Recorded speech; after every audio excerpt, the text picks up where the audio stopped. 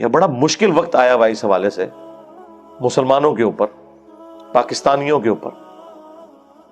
ہم دعا ہی کر سکتے ہیں کہ اللہ تعالیٰ ان مصیبتوں سے، پریشانیوں سے پاکستانی قوم کو نجات دے. لیکن صرف دعائیں کرنے سے کچھ نہیں ہونا جب تک کہ ہم انسان کے بچے نہیں بنتے، اپنا قبلہ درست نہیں کرتے، کچھ بھی نہیں ہونا. او جی ہمیں بچپن سے او جی پاکستان جو ہے، یہ دیکھیں یہ کیسی کہانی ہے، آ کے نا آپ کو یہ ویلاگر سنا رہے ہیں جی پاکستان ایک خاص مقصد کے لیے بنا ہے، یہ کوئی اللہ کا خاص فضل ہے، انشاءاللہ اس کو کچھ نہیں ہوگا، اور چھڑ دو. یہ ساری آپ کہانیاں نا 1971 میں بھی کرواتے تھے. بنگلہ دیش بن گیا، ہاں آپ کی قنوت نازلہ دھری کی دھری رہ گئی.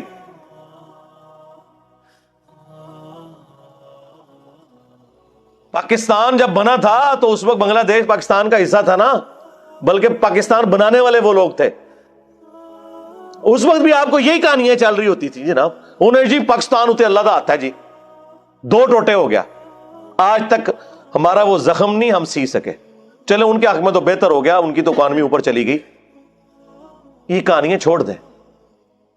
ہم بچپن سے نا یہ سنتے آ رہے ہیں اور جی پاکستان پہ اللہ کا ایسا فضل ہے، جو آتا ہے کھاتا ہے لیکن ملک نو کچھ نہیں ہوتا جی. ان لاکھ پتا کیا جی، ہاں اور ایسی وہ اندر ساری خرابی سی، وہ آخری ٹائم ہی پتا لگتا ہے کہ 4th سٹیج دا کینسر ہو چکیا ہوا ہے. وہ دیمک بھی جب درخت کو چاٹتی ہے نا تو باہر ایک ہلکی سی چھال رہ جاتی ہے، وہ اینڈ میں جا کے پتا چلتا ہے اوہو کھایا جا رہا تھا. وہ جو اوپر پردہ تھا وہ یہ تھا، بقول عمران خان صاحب کے کرائے کے قاتل ہم لوگ بنے ہوئے تھے، بیساکھیاں انہوں نے ہمیں دی ہوئی تھیں، اور ان قتل کرنے کے سبب ہمیں باہر سے ڈالرز آتے تھے. ضیاء الحق کے دور میں بھی، پرویز مشرف کے دور کے اندر بھی، اس کی وجہ سے ہماری اکانومی لگتا تھا کہ بڑی سٹیبل ہے جی. مشرف کے پورے دور کے اندر جی وہ 60 روپے سے ڈالر اوپر نہیں گیا جی. اس لیے نہیں گیا، یہ نہیں ہے کہ کوئی مشرف صاحب نے کوئی کارنامہ کر دیا تھا اس ملک کے لیے، بلکہ یہ تھا کہ باہر سے ہمیں پیسہ آ رہا تھا. وہ پیسہ اب آنا رک گیا کیونکہ اب مزید انہیں کرائے کے قاتل نہیں چاہیے. انہوں نے the damage has been done کر دیا ہمارے ساتھ جو کرنا تھا. ہاں جی اب انہیں کوئی کرائے کے قاتل نہیں چاہیے. اب باہر سے ڈالرز آنا بند ہو گئے ہیں. اب ہمیں اپنی اوقات پتہ چل گئی ہے. اچھا یہ کہہ رہے ہیں جی وہ 2 ارب ڈالر فلاں دے دے گا، 1 ارب، اچھا جی وہ بھی تو مک جانا ہے. جس طرح جب ایک باپ مرتا ہے اور اولاد بجائے کاروبار کرنے کے اس کا پیسہ کھانا شروع کر دے تو جائیداد تو ایک دن ختم ہی ہو جاتی ہے نا. یہ پیسے مل بھی جائیں تو ہم کیا کریں گے جب تک ہم اپنے آپ کو خود کھڑا نہیں کرتے اکانومی کے پوائنٹ آف ویو سے.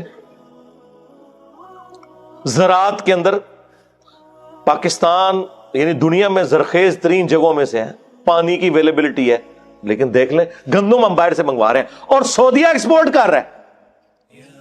چند سالوں کے اندر انہوں نے ڈیسیژن کیا ہے، جا کے ذرا یوٹیوب کے اوپر دیکھیں کہ کس طریقے سے انہوں نے وہاں پہ گندم اگائی ہے، وہ ایکسپورٹر بن گئے.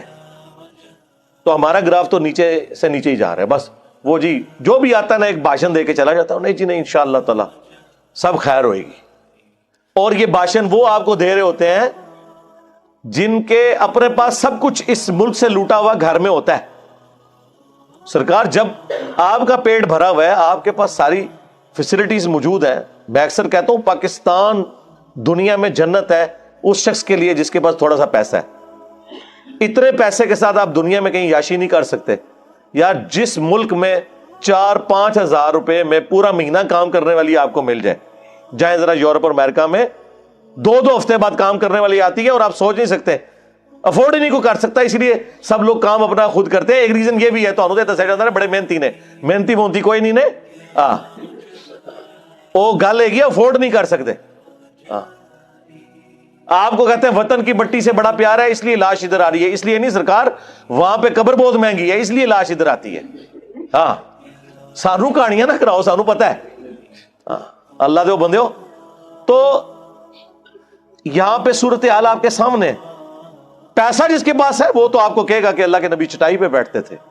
ہاں جی جس کو پلاٹ ملے ہوئے ہیں، جس نے اربوں ڈالر بنا لیے ہیں، جبکہ اس کی پوری زندگی کیا اس کی پوری نسلوں کی تنخواہیں اتنی نہیں تھیں جتنے اس نے ایسٹس بنا لیے ہیں، تو ظاہر ہے کہ وہ ہر سال ایک نیا ترانہ ریلیز کر کے آپ کو سنائیں گے. اور آپ جھومیں گے. یہ باتیں ہم اس وقت کرتے تھے جب یہ باتیں کرنے پہ پی ٹی آئی والے ہمیں کہتے تھے علی بھائی آپ کو کچھ پتا نہیں. ہاں ہوں پتا لگا کینوں پتا ہے تواڈے وڈے نو یا منو. ہوں تواڈا وڈا بھی وہی گلاں کرتا ہے جہڑیاں میں کرنا. ایک لادہ بات ہے کہ وڈا ہوں بہت ہی اگے نکل گیا.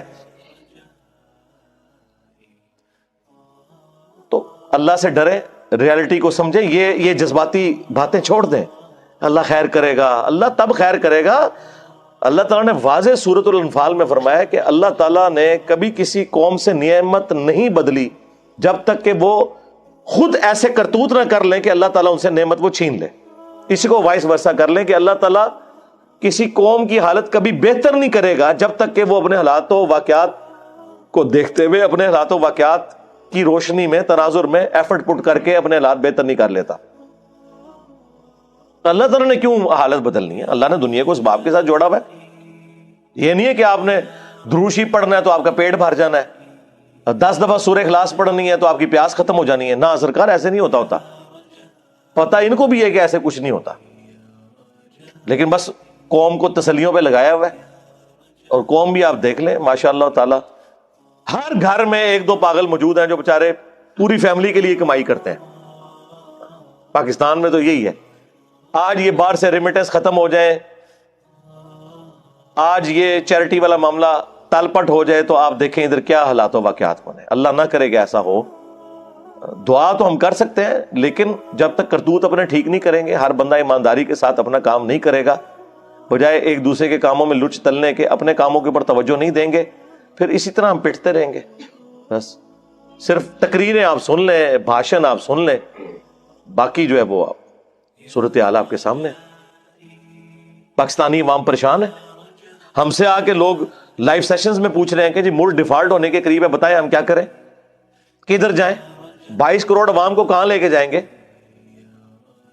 اگر خدا نہ خواستہ کوئی ایسا مسئلہ ہوتا ہے تو ہماری کیا ذمہ داری بنتی ہے. اب اس کے اوپر بھی بات کرتے ہوئے میں ڈرتا ہوں کہ کیا مطلب اس پہ میں بات کروں اس حوالے سے کہ الٹا یہ کہنا شروع کر دیا جائے کہ یہ تو جناب چاہ رہے کہ ڈیفالٹ ہو جائے. یہاں تو ہر بندے کا الٹا گیئر لگا ہوا ہے نا. کوئی بندہ کسی کو صحیح مت دے رہا ہو نا, تو وہ بجائے اس سے وہ عقل کی بات لینے کے اس پہ ہی الٹا الزام لگا دیا جاتا ہے جناب کہ یہ تو آپ تو یہ چاہتے ہیں کہ ایسا ہو.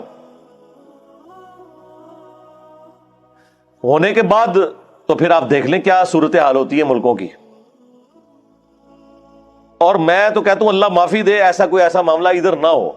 لوگ کہتے ہیں نہیں جی ہوتا ہے, پھر ملک کھڑے ہو جاتے ہیں. سرکار ملک کھڑے ہوتے ہیں, ہجوم نہیں کھڑے ہوتے. ہاں,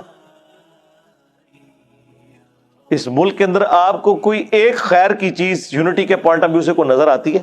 کوئی ایک چیز کہ ہاں جی یہ ہے.